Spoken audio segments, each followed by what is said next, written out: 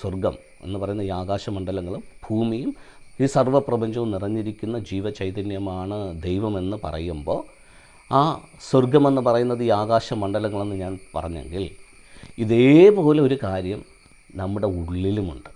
ഭൂമി എന്ന് പറയുമ്പോൾ നമ്മുടെ ശരീരമായും ആകാശമണ്ഡലം എന്ന് പറയുമ്പോൾ നമ്മുടെ മനസ്സായും നമ്മൾ സങ്കല്പിക്കുക. അപ്പോൾ നമ്മുടെ ശരീരത്തിനകത്തും നമ്മുടെ മനസ്സിനകത്തും ദൈവത്തിൻ്റെ ആത്മാവ് ആക്റ്റീവായി നമ്മിൽ ദൈവം വസിക്കുന്ന അവസ്ഥ വരുമ്പോൾ നമ്മളാണ് ദൈവത്തിൻ്റെ സ്വർഗം. നമ്മുടെ ഉള്ളിലാണ് ആ സ്വർഗം. അപ്പോൾ ഭൂമിയും ആകാശമണ്ഡലങ്ങളെല്ലാം നമ്മിൽ തന്നെയുണ്ട്. സൂര്യനും ചന്ദ്രനും നക്ഷത്രങ്ങളുമെല്ലാം നമ്മിൽ തന്നെയുണ്ട്. സോ മറ്റൊരു പ്രപഞ്ചത്തിൻ്റെ ഒരു കൺസോളായിട്ടുള്ളൊരു രൂപം നമ്മുടെ ഉള്ളിലുണ്ട്. സോ അവിടെ ദൈവം വസിക്കുന്നു. അത് എന്നിൽ മാത്രമല്ല, നിങ്ങളിൽ ഓരോരുത്തരിൽ.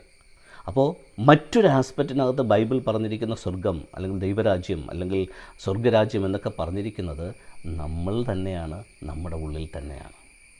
അപ്പോൾ ആ രീതിയിൽ നമ്മുടെ ഉള്ളിലുള്ള ദൈവഭാവത്തെയും നമ്മിലുള്ള സ്വർഗീയ അനുഭവങ്ങളെയും സ്വർഗീയ ദാനങ്ങളെയും സ്വർഗീയമായിട്ടുള്ള വരങ്ങളെയും അനുഗ്രഹങ്ങളെയും ഒക്കെ ഉള്ളിലിരിക്കുന്നതിനെ തിരിച്ചറിയാൻ നമുക്ക് സാധിക്കുമെങ്കിൽ, അന്ന് യേശു ചെയ്തതിനേക്കാളും അപ്പോസ്തലന്മാർ ചെയ്തതിനേക്കാളും അധികമായി എന്നിലൂടെ ദൈവത്തിന് പ്രവർത്തിക്കാനായിട്ട് എൻ്റെ പ്രവർത്തനമല്ല ദൈവം നോക്കുന്നത്.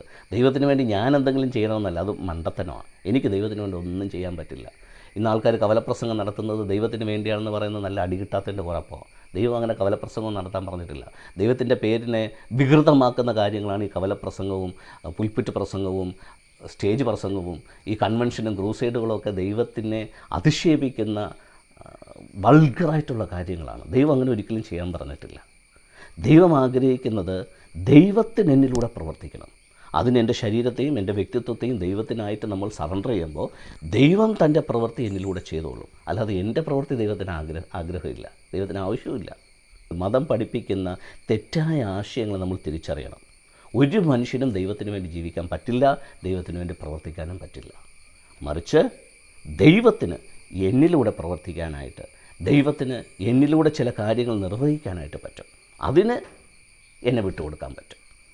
സോ ഈ രീതിയിലാണ് ഞാനെന്ന് പറയുന്ന വ്യക്തിയിൽ ഒരു സ്വർഗമുണ്ടെന്ന് ഞാൻ മനസ്സിലാക്കേണ്ടത്. ദൈവം എന്നിൽ വസിക്കുന്നുവെന്ന് ഞാൻ മനസ്സിലാക്കേണ്ടത്. അപ്പോഴാണ് ഞാനെന്ന് പറയുന്ന വ്യക്തിത്വത്തിൻ്റെ പൊട്ടൻഷ്യൽ എന്താണെന്ന് ഞാൻ തിരിച്ചറിയുന്നത്. സോ ഇത് സംഭവിക്കണം. അല്ലാതെ മരിച്ചിട്ട് മറ്റേതോ ഒരു സ്ഥലത്ത് പോയി സുഖലോലുപനായി ആർഭാടം അല്ലെങ്കിൽ ഒരു ഉന്മാദം, അങ്ങനെ ഒരു സ്ഥലമില്ല. അങ്ങനെ നിങ്ങൾ വ്യാമോഹിക്കുകയും വേണ്ട. ഈ പ്രപഞ്ചമാണ് എനിക്ക് ജീവിക്കാനായി ദൈവം തന്നിരിക്കുന്നത്. ഈ ശരീരത്തിലിരിക്കുമ്പോഴാണ് എനിക്ക് ഈ പ്രപഞ്ചത്തെ ആസ്വദിക്കാൻ പറ്റുന്നത്.